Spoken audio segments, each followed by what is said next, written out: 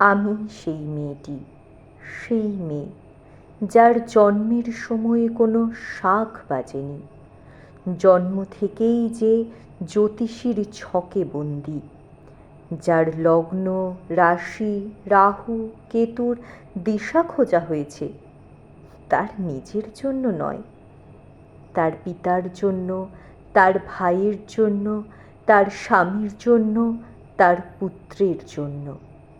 কিন্তু যার গর্ভ থেকে আমার জন্ম সেই মায়ের কথা বলেনি কেউ। আমি সেই মেয়েটি, সেই মেয়েটি যে জন্ম থেকেই বিবাহের জন্য বলি প্রদত্ত, যার বাইরের চেহারা চোখ নাক মুখ ত্বক চুল রং নিয়েই দর কষাকষি, কালো না ফর্সা, খাঁদা না টিকালো, লম্বা না বেটে, খুঁতখুঁতে না টানা টানা, যার মাথার বাইরেটা নিয়েই সকলের ভাবনা, মাথার ভিতরটা নিয়ে কারো কোনো মাথা ব্যথা নেই। আমি সেই মেয়েটি যে ছোটবেলা থেকে শুনেছে জোরে জোরে কথা বলতে নেই, ছুটতে নেই, চেঁচাতে নেই, হাসতে নেই, এমনকি কাঁদলেও তা লুকিয়ে লুকিয়ে।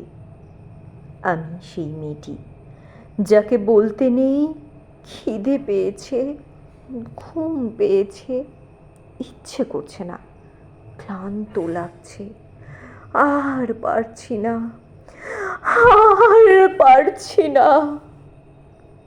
আমি সেই মেয়েটি খেলার জন্য যার হাতে তুলে দেওয়া হয়েছে পুতুল, পুতুলের আদল পাবার জন্য, পুতুলের সংসার বানাবার জন্য।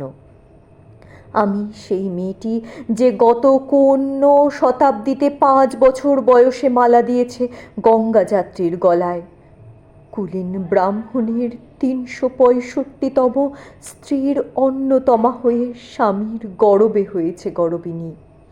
একাদশীর দিন অবুঝ দশমীর বালিকার তৃষ্ণায় আটক ঘরের মাটি লেহন করতে করতে প্রাণ ত্যাগ করেছি, সন্তানের পর সন্তান জন্ম দিতে দিতে যন্ত্রণায় মুখ থুবড়ে পড়েছি সূতিকাগারে, জ্বলে পুড়ে মরেছি সতীদাহে।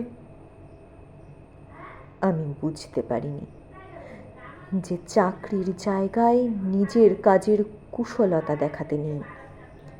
আমি বুঝতে পারিনি যে আমার প্রেমিককে তার প্রেমপত্রের বানান ভুল ধরিয়ে দেওয়াটাই আমার ভুল হয়েছিল। আমি বুঝতে পারিনি আমি যদি কবি হতে চাই আমার বন্ধুরা বলবে ওটা কবিতা হয়নি, পদ্য হয়ে গেছে।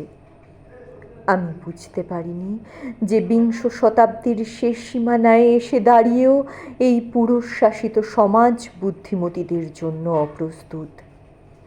আমি সেই মেয়েটি যে দেখেছে একটি নারী কেমন করে নিছক মেয়ে ছেলে বনে যায়, চরিত্রের উল্টো দিকে হেঁটে যায় সফল স্বামীদের গিন্নিরা, শিক্ষার চেয়ে উজ্জ্বলতা পায় বেনারসি শাড়ির ফুলকি, বুদ্ধির চেয়ে দীপ্তিমান হয়ে ওঠে অন্ধকারে হীরা পান্না।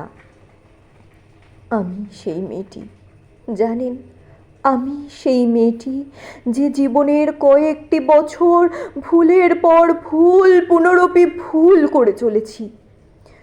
অন্ধকারের দিনে ফিরতে পারি না বলেই কি আমি অপমানের জ্বলন্ত কয়লার ওপর দিয়ে হেঁটে যেতে চাই দুঃখের দিকে।